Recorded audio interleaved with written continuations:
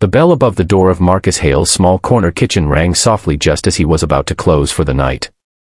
The city outside was quiet, neon lights reflecting on rain-slick streets, and the last tray of bread was cooling by the window. Marcus wiped his hands on his apron, expecting a late customer with a craving. Instead, he found a creature no taller than his waist standing under the golden porch light, a little dragon with trembling wings and enormous emerald eyes. In its tiny claws, it clutched a woven basket overflowing with fresh vegetables, carrots still dusted with soil, bright purple eggplants, crisp greens, and herbs so fragrant Marcus could smell them from the doorway. A single tear slid down the dragon's scaled cheek. Its voice was small but clear. "Please, my mother is ill." The words hung in the night air, fragile and desperate. Marcus had cooked for celebrities, critics, even politicians, but nothing had ever prepared him for this. The dragon explained between shaky breaths that its mother, once strong enough to warm entire valleys with her flame, had fallen sick after the long winter storms. The other dragons had tried everything they knew, charred meats, mineral broths, wild roots from the mountains, but her strength kept fading. The little dragon had watched from the treetops as humans traded vegetables in the market and heard whispers that human chefs could heal with food as much as with medicine. So it had gathered the freshest crops from abandoned fields at the forest's edge and flown miles through the rain, guided only by hope and the faint glow of Marcus's kitchen sign. Marcus looked at the basket again. The produce was humble but vibrant, alive with possibility. He knelt down to meet the dragon's gaze. "Let's cook," he said softly. Inside the warm kitchen, something extraordinary began. Marcus moved with calm precision, washing, slicing, simmering. He explained each step as if teaching an apprentice, how garlic releases its strength when crushed, how carrots sweeten when slow cooked, how herbs can lift the spirit as much as the body. The dragon watched, wide-eyed, absorbing every detail.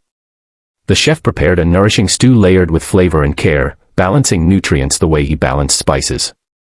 He poured bone broth for strength, added greens for vitality, and finished with a gentle infusion of thyme and ginger to soothe the lungs.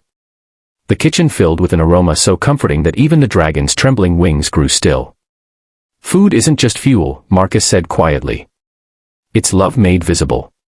When the stew was ready, he ladled it carefully into a sealed thermal container and placed it back into the basket.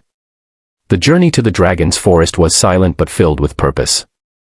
Marcus rode in the little dragon's wake on his old delivery bike until the trees grew tall and ancient. Deep within a hidden clearing lay the mother dragon, her massive form curled weakly beneath moonlight. Her breathing was shallow, her once glowing scales dim. The little dragon rushed forward, calling softly. Marcus approached without fear. He warmed the stew over a portable flame and waited patiently as the mother tasted the first spoonful. For a long moment, nothing happened. Then a faint glow sparked beneath her scales. Her breathing deepened. Another spoonful, and the glow spread like sunrise over mountains. The forest seemed to exhale with relief.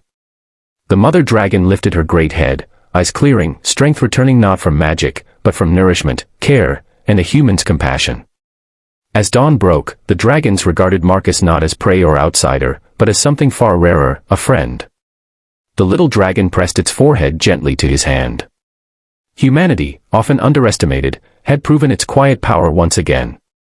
Not through weapons or wealth, but through kindness and skill shared freely. When Marcus returned to his kitchen that morning, he hung a small wooden carving of a dragon near his stove as a reminder that even the smallest knock on your door can change worlds.